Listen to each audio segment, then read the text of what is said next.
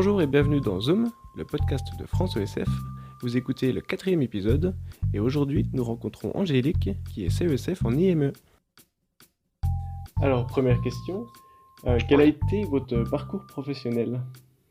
Alors ça, c'est intéressant parce que moi, j'ai un parcours très atypique. J'ai commencé par faire des études de droit tout en exerçant le métier d'assistante dentaire. Donc voilà, j'ai commencé comme ça. J'ai par la suite terminé mes études de droit, cherché du travail et j'ai une maîtrise en droit qui date des années 90, 1991 je crois. Et après, j'ai cherché du travail et j'ai fini par trouver un poste de juriste d'abord en cabinet d'avocat et où je faisais essentiellement du droit administratif et du droit immobilier. Ensuite, je ne souhaitais pas exercer ni poursuivre pour devenir avocat. Et j'ai trouvé un autre poste en fait dans un organisme de protection sociale pour les fonctionnaires, une mutuelle de fonctionnaires, qui n'existe plus d'ailleurs aujourd'hui. Et j'ai exercé comme juriste encore quelques années. Donc en tout, j'ai eu une expérience, on va dire, professionnelle en tant que juriste d'une 12aine d'années en tout. Okay. Donc je m'occupais essentiellement des dossiers des personnes qui avaient des frais de santé suite à des accidents survenus, accidents du travail ou survenus dans le cadre de la vie privée. Et puis pour des raisons personnelles, j'ai souhaité migrer, mais tout en restant dans la région parisienne. Et j'ai cherché du travail. Plus pour des raisons géographiques qu'autre chose, et j'ai trouvé un poste d'assistante juridico-administrative dans un cabinet comptable, en fait, de conseil fiscal et comptabilité, où je faisais des choses diverses et variées. J'étais la seule employée de ma patronne. Voilà, ça a duré comme ça quelques années. Et puis j'avais entamé, comme j'exerçais à temps partiel par choix, je précise, je suis arrivée à un moment où je me suis dit, je vais faire un bilan de compétences. Et j'ai profité donc du temps libre, on va dire que j'avais du fait que je travaillais à temps partiel, pour faire ce bilan de compétences. Et c'est au cours de ce bilan de compétences que j'ai découvert le métier de CESF, que je ne connaissais absolument pas. Voilà, donc j'ai commencé après à me renseigner pour faire la formation et tout en travaillant toujours à temps partiel en fait, j'ai commencé à faire le BTS. Je l'ai fait en 4 ans au lieu de 2 ans par le CNED. Ce qui me permettait d'aménager mes stages, enfin de tout faire un petit peu, tout s'articulait en fait. Et puis la dernière année pour le DE-CESF où on a quand même un stage de 4 mois à temps complet, c'est tombé en fait au moment où j'ai négocié une rupture conventionnelle. Et voilà, donc tout s'est goupillé parfaitement bien. Et du coup, j'ai fait la dernière année en 1 an, en étant par le Pôle emploi, j'avais expliqué mon projet. Il m'avait dit voilà, ok, on vous laisse tranquille, vous finissez votre formation. Et donc, je suis devenue CESF. J'ai eu mon diplôme en fait seulement fin 2014. Donc, c'est encore ça fait pas si longtemps que ça finalement. Voilà. Alors, c'était pas trop difficile de passer du coup le BTS en même temps? Non. Alors bon, c'est vrai que j'arrive assez bien à ce qui est d'ailleurs plutôt un atout dans notre métier, c'est-à-dire je suis assez organisée et je travaille très bien toute seule depuis très longtemps, et aussi mon parcours de vie m'a beaucoup servi parce que je me suis beaucoup débrouillée et je suis habituée depuis très longtemps à jongler entre plusieurs choses. C'est vrai que je rebondis sur ce que vous dites, c'est vrai, on dit souvent les CESF, ils sont organisés. Oui, ouais. c'est C'est vraiment un atout et en fait, je dirais que mon expérience globale m'a beaucoup servi et ça n'a pas été compliqué du tout. Enfin, pour moi, Ouais. je l'ai pas du tout vécu de façon compliquée. Mon parcours antérieur a plutôt été un atout pour avoir le diplôme et même après pour trouver un poste après. Ouais. Voilà. On parlera peut-être plus tard de votre fonction, mais est-ce que du coup, le droit vous a servi maintenant en tant que CESF? Alors en fait, le droit, moi j'ai fait du droit au départ parce que je ne savais pas quoi faire. Et je me suis Mhm. dit, le droit mène à tout et ça me servira toujours. Mhm. Donc oui, en tant que CESF, le fait d'avoir une formation juridique me sert effectivement à la fois sur le fond, parce qu'évidemment il y a pour passer le diplôme par exemple, il y a des domaines, des matières, des épreuves qui étaient plus faciles pour moi que pour d'autres à cause de cette formation Mhm. initiale. Et puis aussi, dans la vie pratique de tous les jours, voilà, le droit me sert de toute façon. Donc je regrette pas. Après, je n'ai pas été. En fait, les études de droit m'ont intéressée, la formation pratique aussi, et notamment le fait que normalement, quand on fait ce type d'études, on apprend à rédiger. Mhm. Et bon, ça, j'ai des facilités au départ, mais je dois dire que quand on a une formation juridique, enfin, c'est vraiment une aide, notamment dans notre métier où il faut parfois savoir synthétiser une situation, Mhm. savoir aller à l'essentiel, mettre en forme parfois des courriers que les personnes que l'on accompagne ne savent pas mettre en forme, ils nous sollicitent aussi Mhm. pour ça. Donc oui, oui, c'est, ça m'a donné, je dirais que j'ai développé des réflexes Ouais. qui font que, par exemple, euh, quand j'ai besoin de connaître une information, je ne l'ai pas forcément, mais je sais où la trouver, en D'accord. fait. Voilà. Donc ça, oui, ça aide beaucoup. D'accord. Et donc là, vous êtes CESF et vous, c'est en institut médico-éducatif, c'est ça? Tout à fait. Alors en fait, après l'obtention de mon diplôme, j'ai trouvé ce poste-là. Donc c'est mon premier poste en fait. D'accord. J'avais fait des stages. Alors j'avais fait un premier stage en première année qui m'avait beaucoup plu auprès Mhm. de personnes handicapées. Ça consistait à animer des ateliers en fait avec l'informatique. Et je dois dire ça m'amuse toujours, mais en fait, j'ai beaucoup appris parce que j'avais un sacré retard Mhm. à ce niveau-là. Et en fait, j'ai beaucoup appris et ça m'a donné aussi l'occasion de travailler avec des personnes en situation de handicap. Et je dois dire que bon, ça m'a plu. Après, j'ai fait mes autres stages en CCAS. Mhm. Voilà. Ça s'est très bien passé, mais je savais que je ne souhaitais pas travailler dans ce type de structure, enfin, à ce type de poste. Les postes trop administratifs, ce Mhm. n'était pas ce que je souhaitais. Donc le Donc, public en situation de handicap, c'est quelque chose qui vous plaisait un peu plus. oui, alors j'ai aussi postulé dans des CHRS. Ouais, Je souhaitais être plus dans le quotidien et plus aller vers l'aspect éducatif d'accord. du poste, de notre métier. Je souhaitais plus, voilà, Mhm. que d'aller plus vers un exercice qui aurait été plus administratif. D'emblée, D'accord. je le savais. Puisque c'était une des raisons pour lesquelles j'avais pas continué dans le juridique d'ailleurs. Je sais le faire, j'aime bien, mais Une préférence pour je le m'ennuie. travail de Au bout d'un proximité, ouais. moment, je m'ennuie en fait. Voilà.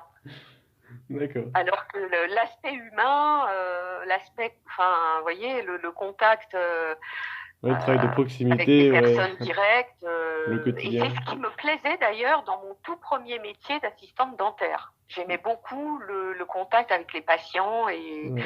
et j'avais déjà la fibre médico-sociale en fait. Voilà, je pense. Pas encore éveillée, mais elle était là. Voilà, tout à fait.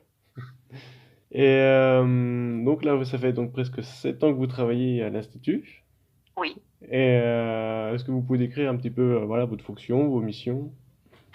Alors, ma mission, le cœur de ma mission à l'IME, c'est d'accompagner les jeunes sortant de l'IME, c'est-à-dire les plus âgés qui ont entre 17-18 ans et 20-22 ans.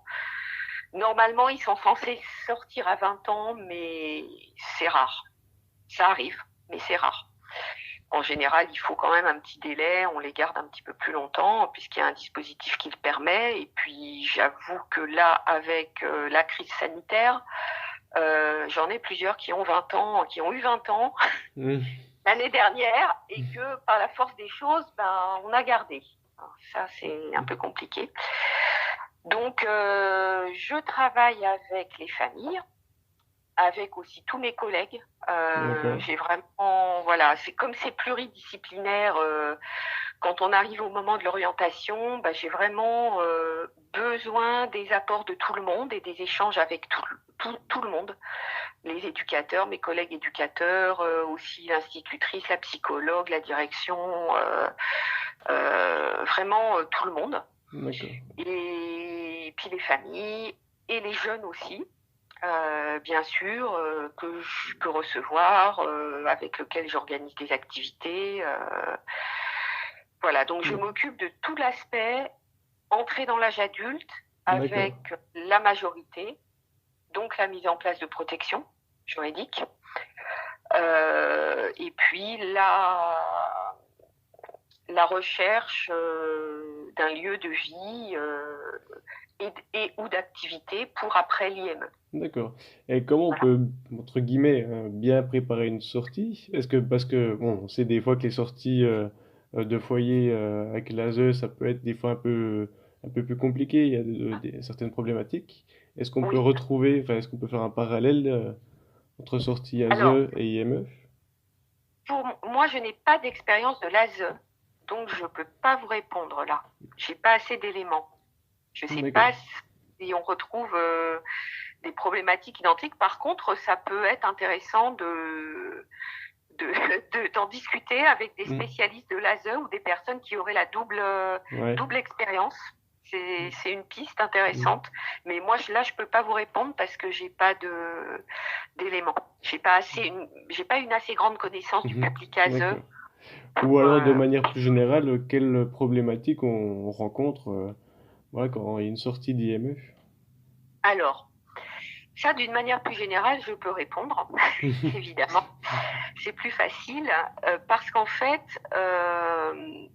personnellement, c'est qu'il m'arrive très souvent de rappeler aux personnes avec lesquelles je travaille, et en particulier aux familles qui sont parfois inquiètes de ce qui va se passer. Mhm.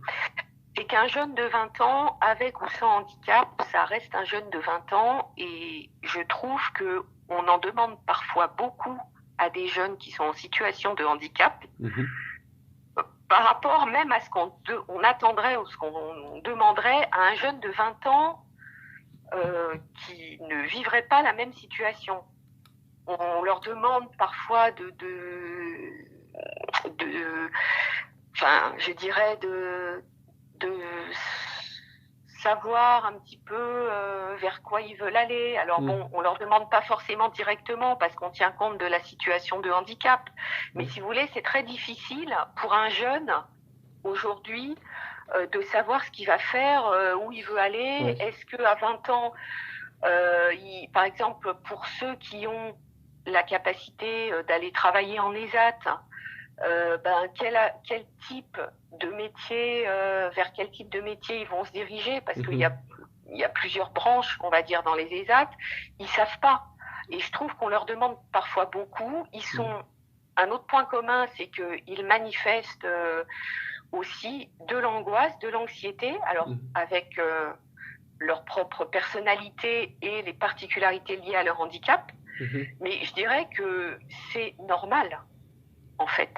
C'est tout à fait, on retrouve cette incertitude. Certains sont à l'IME depuis 5, 6, 7 ans. Ils vont partir, mais pour aller où? Donc il y a une angoisse et je pense que ça, c'est vraiment.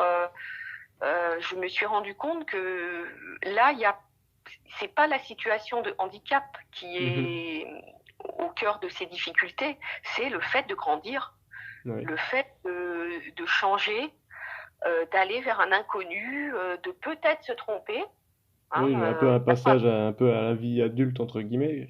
Tout à fait. Ouais. Et ça, ce sont des angoisses et des questionnements et des hésitations qui sont partagés avec la jeunesse dans son ensemble, quoi. Mhm. Voilà.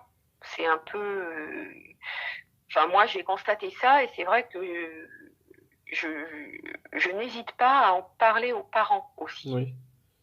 Oui, il y a un Hein. vrai travail, voilà, réalisé conjointement avec la Oui, famille. oui, oui. C'est, enfin, à mon sens, et c'est ce qui rend le métier et l'exercice de ma fonction intéressant aussi Mhm. pour moi. C'est cet aspect humain, cet aspect passage à l'âge adulte, et puis tout ce que ça implique, tout ce que ça comporte, et tout ce que ça génère comme questionnement, Mhm. inquiétude. Et aussi, il y a des moments où on voit, il y a des caps qui sont franchis. Ouais. Et puis, bon, ils se lancent. Et il me semble important de laisser un temps vraiment de maturation pour, euh, pour leur laisser le temps de bien d'intégrer qu'ils sont en train de devenir adultes et qu'ils ont Mhm. plein de choses à construire. Et justement, quelle solution s'offre à eux en sortie d'IME? Alors, en sortie d'IME, il y a plusieurs types de structures pour adultes, Mhm. euh, mais il y a aussi plusieurs euh, types d'accompagnement. Les structures, c'est une chose, les accompagnements, c'en est une autre. Par exemple, on a des établissements où il y a des activités de jour et puis un hébergement à côté, de nuit. Sauf qu'en fonction du souhait des jeunes et de leur famille, il y en a qui vont simplement souhaiter une activité de jour dans le milieu adulte et rester au domicile familial pour dormir. D'autres, ça va être d'emblée une demande d'activité de jour plus internat. D'accord. Voilà. Après, le type de handicap aussi entre en ligne de compte. Mhm.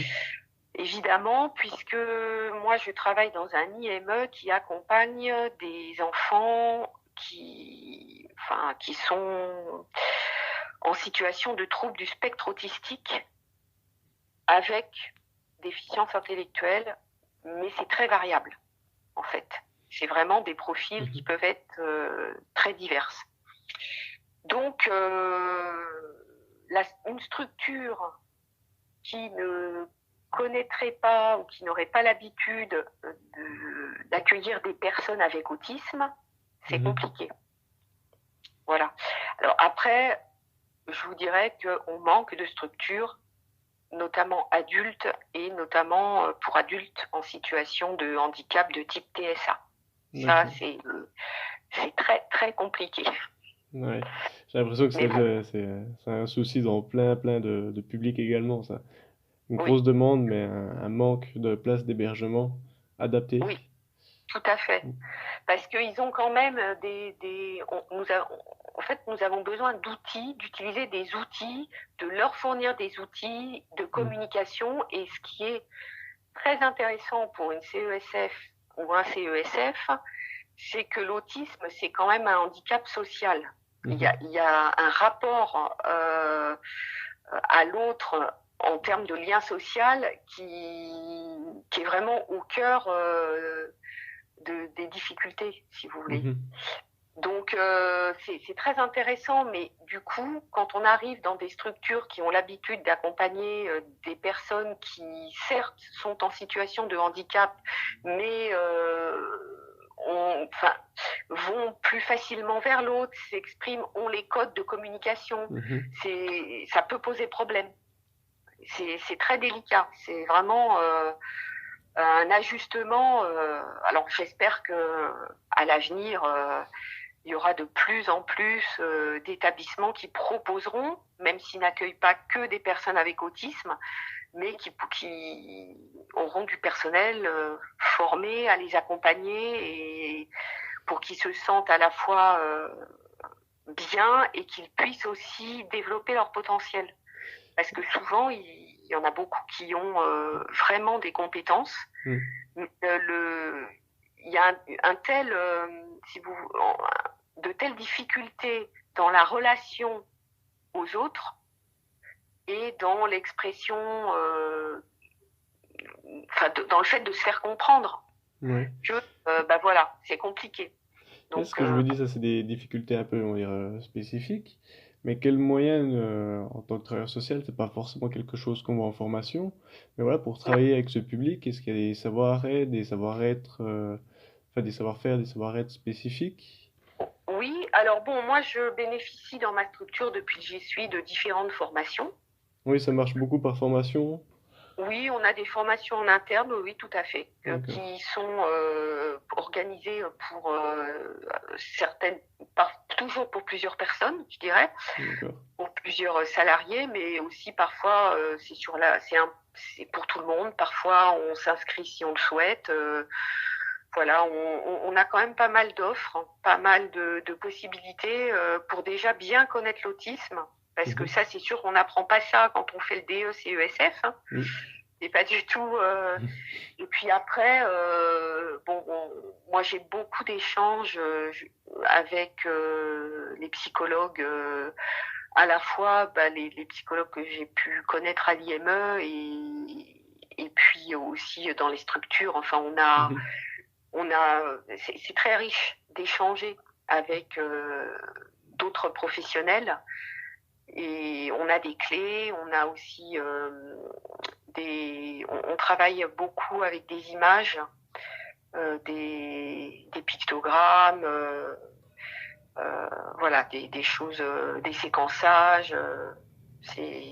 Puis moi, j'essaye d'aller vers mes collègues aussi, qui sont bien plus compétents parce qu'ils ont été formés pour ça et qu'ils ont l'approche éducative. Voilà, il ne faut pas hésiter en fait à solliciter son entourage pour Mm. pouvoir participer le plus activement possible et Ouais. être accessible aussi aux jeunes. Voilà. Puis moi, j'ai aussi une grande part de travail avec les familles. Hein. Ouais. Voilà. Et Donc, dans votre équipe, parce que du coup, une CESF en IME, c'est un peu rare. Est-ce oui, c'est rare. que il y avait une volonté de l'institution d'avoir une CESF ou... Alors, en fait, c'était un poste qui était ouvert à une AS ou une CESF. Ok. Et c'est vrai que du temps où on pouvait se réunir, je participais à des réunions trimestrielles avec des assistants sociaux de secteur. Et j'étais très souvent la seule CESF. Je crois qu'il y a eu une fois un CESF et une autre fois une CESF dans nos petites réunions. On était très nombreux, hein, mais c'est vrai que c'est plutôt rare. Là, le poste était ouvert aux deux. Ok. Donc voilà, la personne qui était là avant moi était également CESF, donc il y avait peut-être une tradition dans l'établissement D'accord. voilà, de préférer. Ouais. Mais bon, c'est vrai que c'est rare. J'ai eu plus de contacts.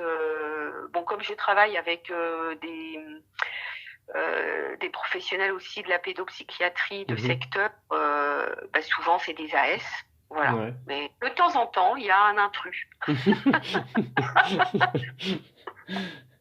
Ouais, ça arrive de plus en plus. Ouais. Et qu'est-ce qui vous plaît justement dans ce métier? Donc ça fait un peu plus de 6 ans que vous travaillez. Alors, moi, ce que j'aime bien, c'est que c'est un lieu de vie. Et en fait, on aborde.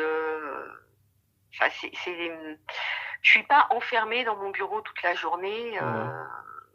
Voilà, c'est vraiment vivant. Peut-être un peu moins là, malheureusement, mais c'est à cause du contexte, parce Mm. qu'en fait, jusqu'à la crise sanitaire, j'organisais, par exemple, avec un ou deux de mes collègues et des jeunes. En fait, il y a 16 jeunes à peu près à l'IME. Hein, on oscille entre 16 et 18 jeunes. Ok. Et les plus grands, j'organisais des visites de structures, ce qui leur permettait de se rendre compte de ce qu'étaient les structures adultes et de pouvoir des fois après organiser des mini-stages quand on s'apercevait que il y avait, oui, telle structure pouvait convenir à un jeune. Voilà. Donc ça, c'était ce côté qui me manque un peu là actuellement parce que pour le moment, on peut plus le faire à cause de la crise. Donc j'espère que dès que on va en sortir, Mm. on va recommencer les visites. Et c'est vrai que voilà, on prend une voiture de l'IME, on part il y a trois quatre jeunes, deux ou trois éducateurs. On va faire une visite, donc on leur explique. Certains, on les prépare, comme il faut tout anticiper et que c'est souvent, il faut vraiment préparer les choses et leur expliquer leur emploi du temps, ce qu'on va faire et tout ça. Et puis, on découvre, on voit d'autres personnes en situation de handicap, on visite les lieux, on fait des rencontres. Et ça, cet aspect-là me plaît beaucoup. Donc j'espère que dès que ce sera possible, on va recommencer. Et, et voilà. Et après, donc à l'issue de ces visites,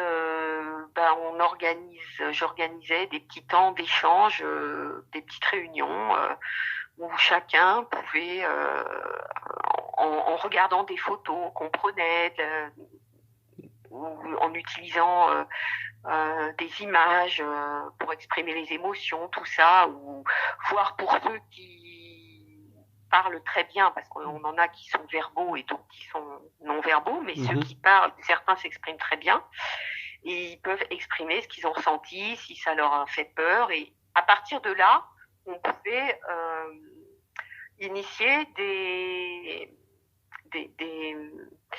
c'est un groupe de parole, si vous voulez. D'accord. Ouais. Voilà. Et on rebondissait sur beaucoup d'aspects de la vie adulte et voire de la vie affective.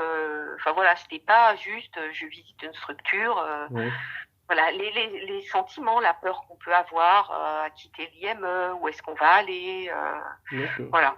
Donc ça, Alors là, j'organise quand même encore des visites, mais bon, c'est souvent un seul accompagnateur et c'est un jeune à la fois. Bon, donc on arrive quand même à bouger un peu, mais c'est vrai que c'est beaucoup plus statique depuis la crise sanitaire et que c'est un peu dommage.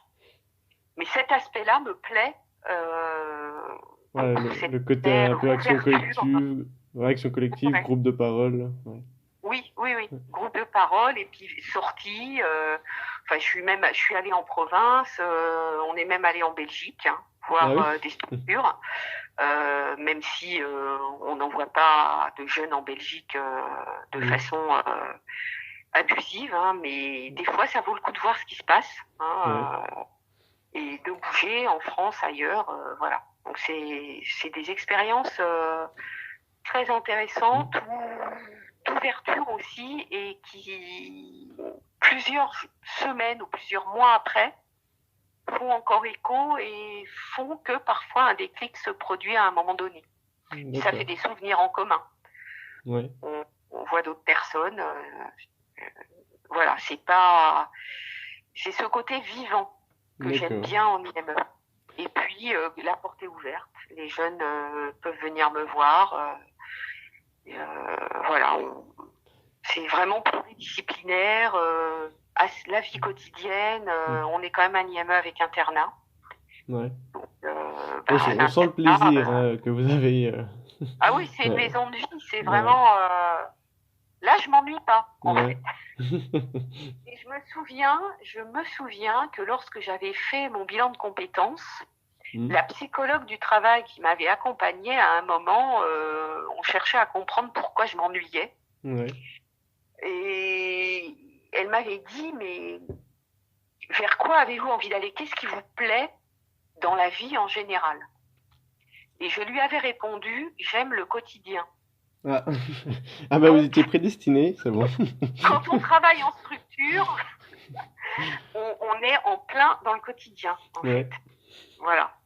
C'est vrai que c'est le mot cliché un peu de l'ESF, ça, le quotidien. Oui, oui, oui, tout à fait. Dernière question, est-ce que, bon, j'imagine qu'il y en a plein, mais est-ce qu'il y a des moments qui vous ont marqué? C'est difficile parce qu'il y en a beaucoup, Ouais. en fait. Beaucoup, beaucoup.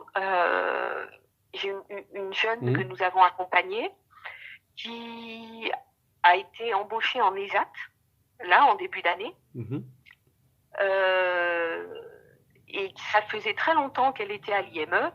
Et ça faisait à peu près 7-8 ans. Et moi, bah, je l'ai toujours connue puisque ça va faire 7 ans que je suis à l'IME. Et en fait, c'était très difficile pour elle parce qu'en plus, elle était en internat. Et c'était vraiment un beau projet. Et vraiment, enfin, on sentait que elle était contente, Mhm. sa maman était contente, mais que tout le monde avait un peu les larmes aux yeux de la voir partir et D'accord. elle de partir et la maman aussi. Mhm. Et en fait, cette jeune m'a téléphoné, alors pas seulement à moi, aussi à Mhm. d'autres collègues dont elle avait pris le numéro, puisque elle a quand même une bonne autonomie, donc elle a Mhm. un téléphone. Et c'est vrai que bah, les 2 ou 3 fois où elle m'a appelé, dont une récemment, c'est marquant. Ça fait plaisir. Ouais. Et puis bah là, plus récemment, j'ai aussi, alors il y a des moments aussi avec les parents. Je pense en particulier à un jeune homme qui était assez lourdement handicapé. Mhm. Et quand il a quitté l'IME pour intégrer une structure adulte, eh bien, il avait vraiment, enfin, les parents nous ont chaleureusement remerciés. Mhm. Et un des derniers échanges que j'ai eu avec eux, c'était vraiment, on sentait qu'ils avaient l'impression que leur fils avait vraiment franchi un cap Ouais. et ils avaient un parcours très difficile et qu'ils avaient été vraiment, alors c'est entendu et que on avait vraiment si, presque, je dirais, enfin, c'est très compliqué de trouver les mots parce que Mhm. je crois que tout était dans le regard de ce jeune homme et dans le regard de ses parents, en fait. D'accord. Et puis récemment, ben, il y a une jeune femme qui aura 21 ans bientôt Mhm. et pour qui c'est très compliqué de grandir. Et j'y avais déjà organisé des stages et c'est difficile, hein, Mhm. vraiment difficile de se projeter pour elle. Et récemment, là, il n'y a pas longtemps, elle est venue me dire qu'elle voulait faire un stage. Ah. Que là, maintenant, ça y est, elle est prête, en gros. Et ça, c'est des moments super, vraiment. Oui, où il y a ce petit déclic, là on dit. Ok. Ouais, ouais, ouais, voilà. Des Ok. petits moments comme ça, mais en fait, il y en a plein. Ouais. Il y en a, et c'est comme bah, c'est le quotidien, c'est la vie, c'est plein de parcours, d'histoires de vie différents. Mhm. Pour moi, c'est vraiment, enfin, je crois que mon expérience s'en trouve enrichie de jour en jour, on va dire, au fil du temps. D'accord. Voilà. Eh ben, merci Angélique pour cette interview et pour ce beau Ben, témoignage. il n'y a pas de quoi, ça me fait plaisir.